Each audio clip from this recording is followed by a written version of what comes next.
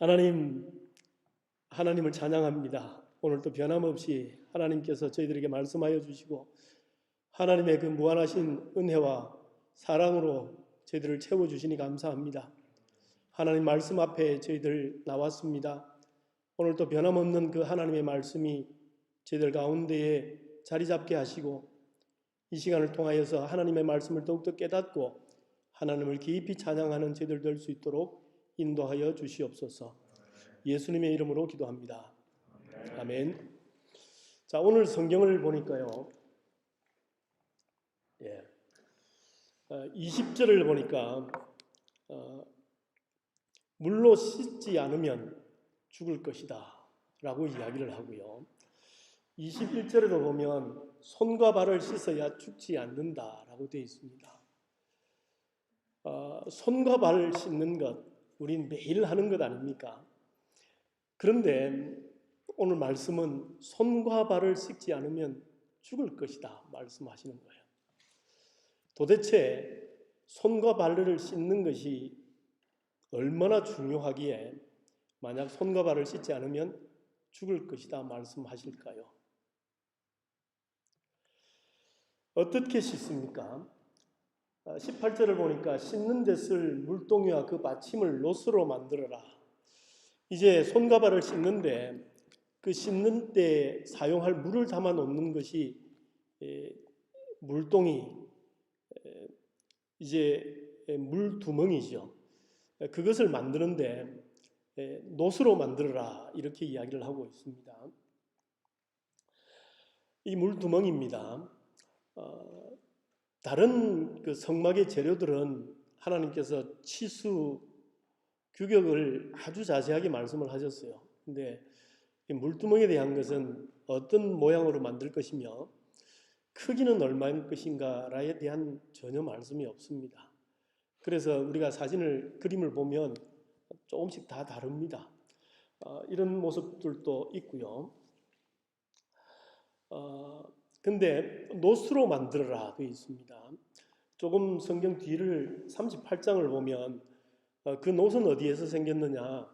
회막문에서 수종드는 여인들이 가지고 있는 거울을 녹여서 만들어라 이렇게 되어 있습니다. 이게 거울이죠. 조금 더 크게 보면 이렇게 됩니다. 여러분들 대형 박물관에 가면 이것이 있는데요. 보신 분들 많이 계시죠? 이러한 노스들을 녹여서 그 물 두멍을 만들고 거기에다가 물을 담아라 라고 하는 말씀을 하시는 겁니다. 누가 씻어야 되는가 보면 아론과 그의 아들들입니다. 아론은 누구죠? 제사장입니다. 제사장과 그 다음에 아들들도 제사장입니다. 그래서 성막 안에서 섬기는 자들, 그들이 물두멍에서 물을 퍼서 그들의 손과 발을 씻어야 하는 겁니다. 만약 그들이 그렇게 하지 않을 경우에 그들이 죽음을 면치 못할 것이다 라고 말씀을 하시는 겁니다. 자, 이 제사장들이 이렇게 하죠. 그 물두멍의 위치는 성막 중에서 가운데에 여기에 있습니다. 자, 이것을 저희들이 이제 조금 그 영상을 준비를 했습니다. 구체적으로 그 성막 속에 들어가서 그것이 어떻게 연결되어 있는가를 우리가 잠깐 보고 시작하도록 하겠습니다.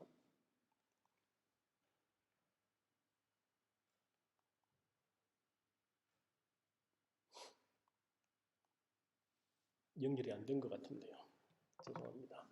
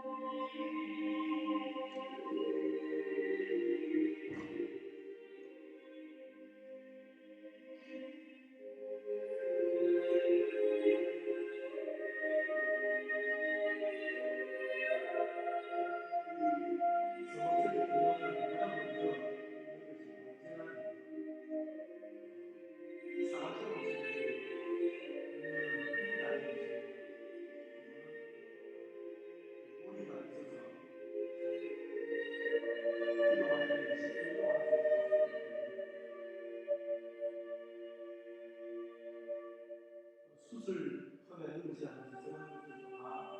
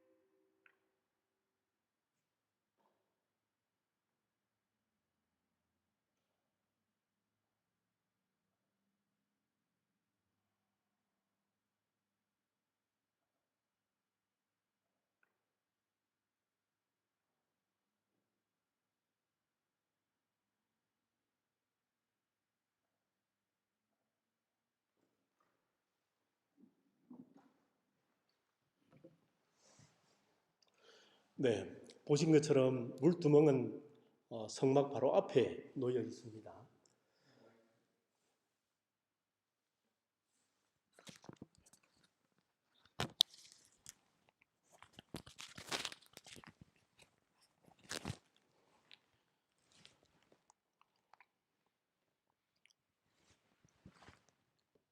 이들이 언제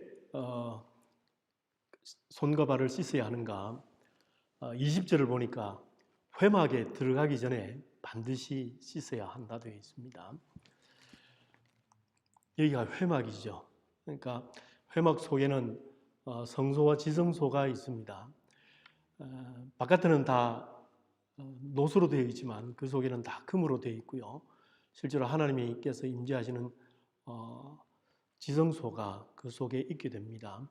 그래서 여기에 들어가기 전에는 제사장들이 손과 발을 반드시 씻어야 한다는 말씀입니다. 또 하나는 뭐냐 그러면 제단에서 번제를 제사를 드릴 때에 다 씻어야 합니다. 여기죠.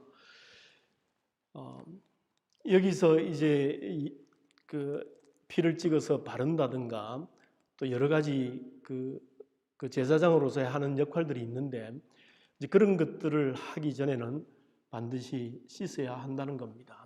요약하면 그렇습니다. 여기에 가운데 있지만 이 제사장들이 성막에 들어가서 일을 할 때도 씻어야 되고요.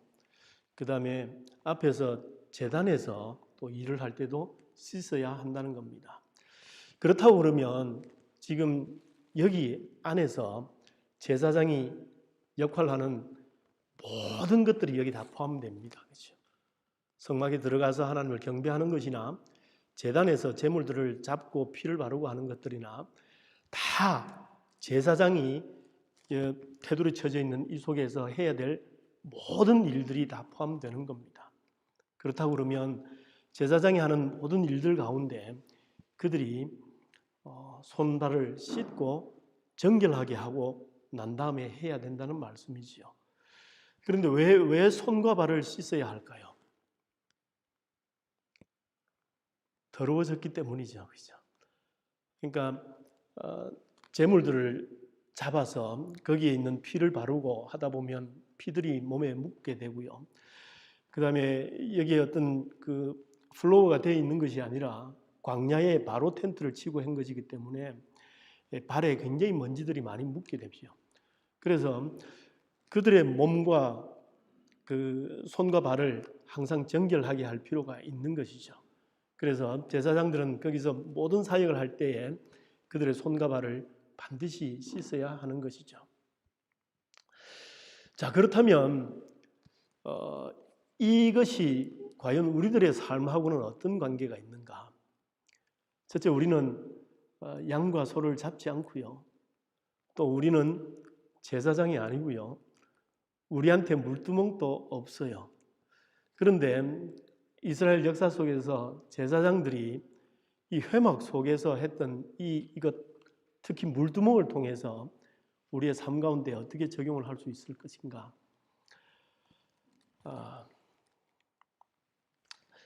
베드로전서를 보니까 우리가 제사장이라 그럽니다. 우리는 다 왕 같은 제사장. 우리는 누굴까요? 그것은 바로 하나님을 믿는 우리 스스로를 이야기를 합니다. 하나님께서 이스라엘 민족을 택하시고 이스라엘 민족 가운데 레위 지파들 또 아론의 후손들을 제사장으로 삼아 주셨지만 하나님께서 이제 예수 그리스도 이후에 우리 모두를 제사장으로 삼아 주신 겁니다.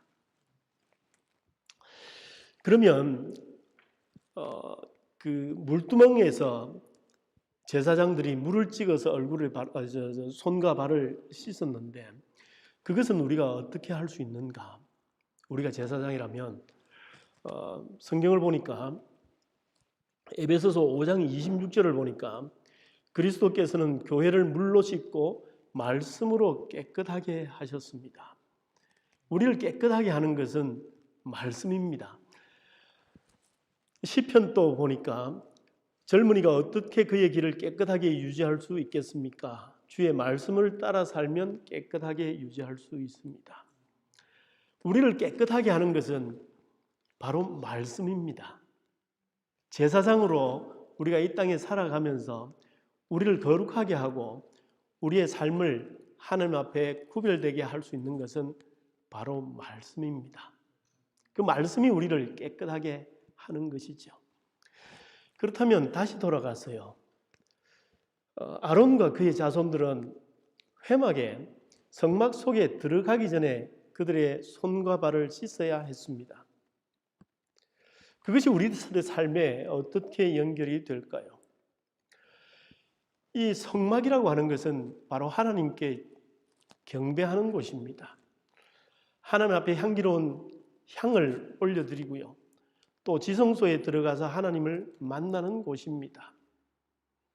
이것 지금 우리들의 삶 가운데서 생각한다고 그러면 바로 이 자리입니다. 그렇죠? 우리가 하나님 앞에 예배하는 그 자리, 하나님께 찬양하고 하나님께 기도하면서 하나님의 말씀을 듣고 하나님과 만나는 이 자리, 바로 예배의 자리가 제사장들이 여기에 들어가서 하는 여러 행위들과 똑같습니다.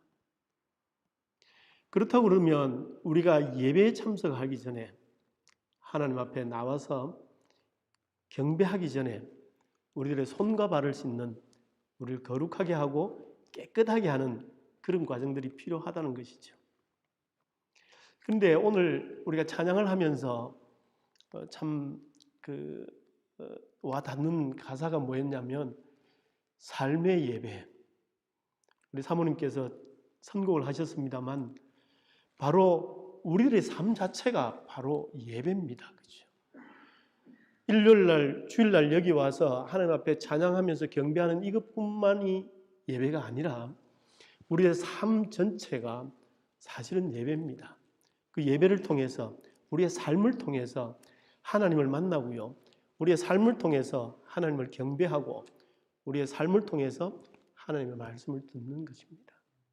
우리의 삶 자체가 예배라고 한다면 그 예배에 참석하는 그 삶을 살아내는 우리들의 모습은 손과 발을 씻는 이러한 과정들이 필요하다는 것이죠.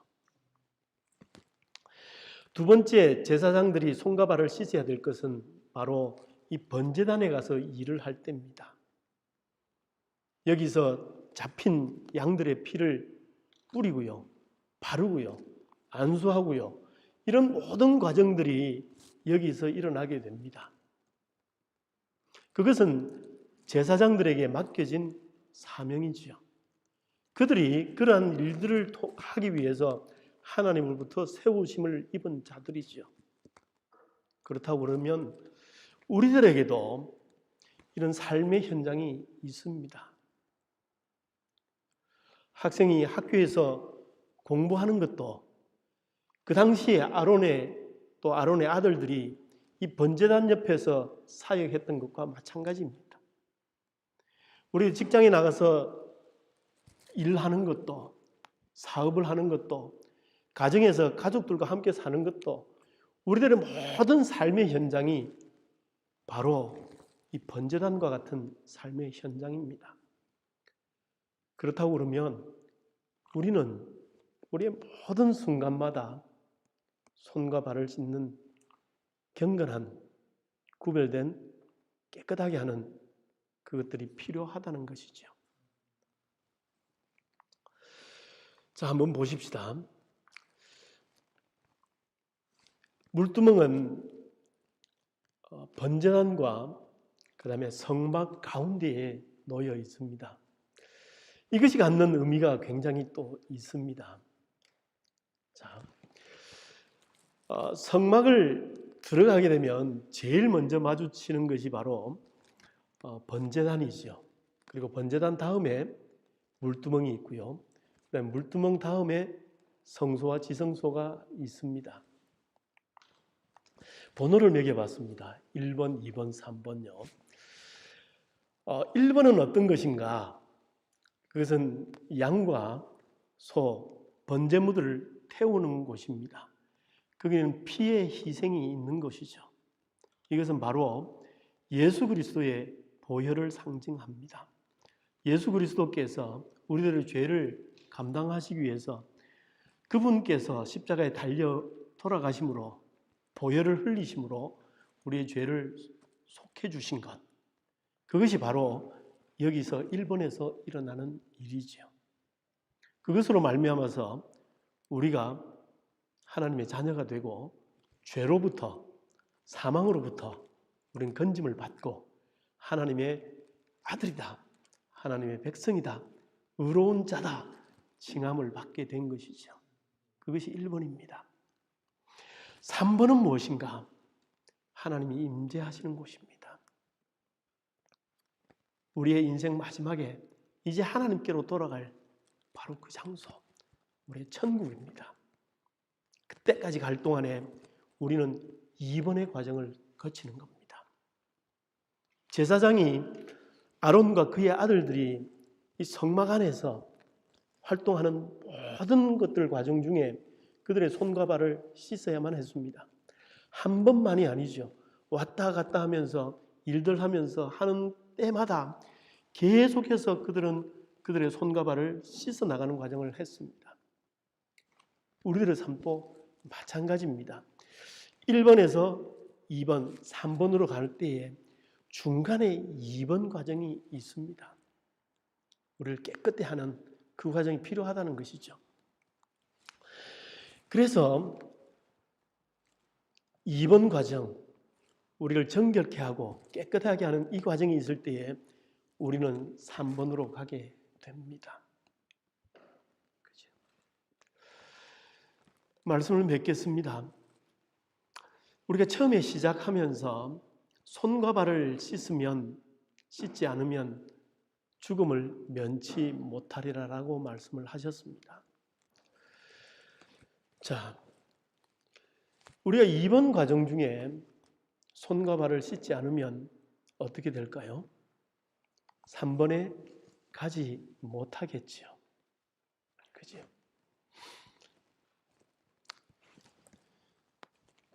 다시 보겠습니다.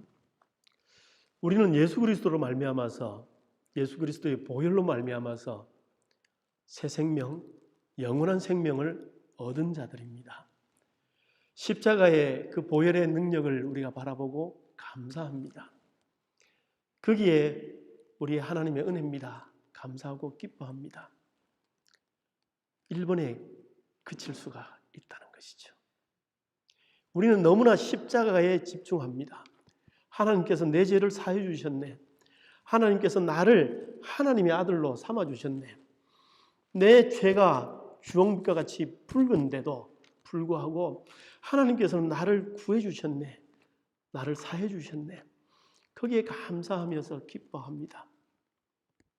근데 만약 우리가 거기에 머문다 그러면 오늘의 말씀처럼 3번까지 가기는 힘듭니다. 우리는 너무나 십자가에 집중을 하고 그 이후에 2번의 삶은 많이 무시하는 경향이 있지요. 우리 하나님의 지성소까지 가서 하나님과 동행하며 하나님과 더불어서 영원한 삶을 누리기 위해서는 2번의 과정이 반드시 필요합니다. 언제 필요하지요? 아침에 일어나서 뿐만 아니고요. 우리들이 사는 모든 시간 동안 다 필요합니다. 어디서 필요하지요? 교회에서만 필요한 것이 아니고요. 순모임 할 때만 필요한 것이 아니고요. 봉사활동할 때만 필요한 것이 아니고요. 우리가 사는 모든 삶의 영역에서 필요합니다. 모든 삶의 영역에서 언제나 필요합니다. 뭐가 필요합니까? 우리의 손과 발을 깨끗게 하는 것이 필요합니다. 손과 발을 깨끗게 하는 것이 뭐지요? 그것은 바로 하나님의 말씀이 우리 속에 거하시도록 하는 겁니다. 말씀이 우리를 깨끗게 하시고요. 말씀이 우리를 하나님 앞에 거룩한 모습으로 구별시켜 주십니다. 오늘 그 말씀이 저와 여러분들 가운데 임하셨습니다. 그 말씀이 저희들 살아서 역사할 수 있도록 우리 더욱더 하나님 말씀 앞에 무릎 꿇는 저희들이 되기를 소망합니다.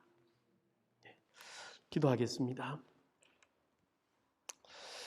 하나님 아버지, 하나님의 은혜를 감사합니다. 참으로 아버지 하나님께서 저희들에게 하나님의 말씀을 주시고 저희들로 하여금 제사장이다 삼아주셔서 감사합니다.